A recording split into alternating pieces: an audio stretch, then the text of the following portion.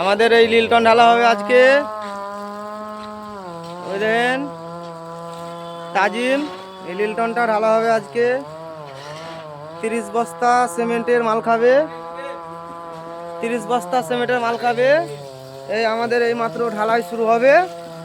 এই দেখেন এখানে আছে সাদ্দাম, বাপন, সাহিল, হাফিজুল মিস্ত্রি আছে ওখানে,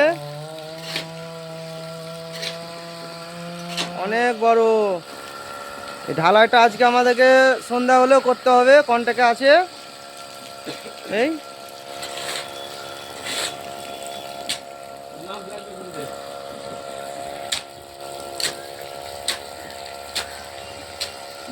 লিলটনে সাইড পাটা মেরেছি, আবার সুতো খাটিয়ে স্ট্রেট করতে হবে। এখানে ইললে কাজ হবে না, এখানে নন্দীগ্রাম কাজ হবে না, এখানে সব কাজ একবার মন মাটামের কাজ আছে বস।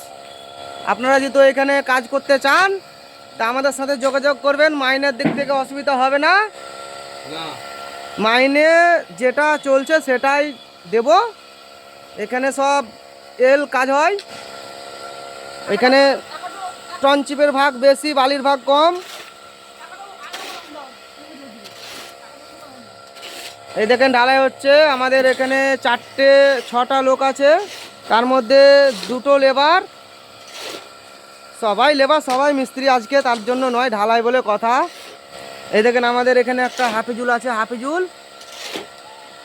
এই এখানে তাজিম, এইদিকে তাকানো রে। এখানে তাজিম আছে, ওখানে রাউন্ডে দাগ মারছে। এখানে নন্দীগ্রাম কাজ হবে না, এখানে কাজ সব ওকে কাজ হবে। একটু লাইক কমেন্ট শেয়ার করে দেবেন।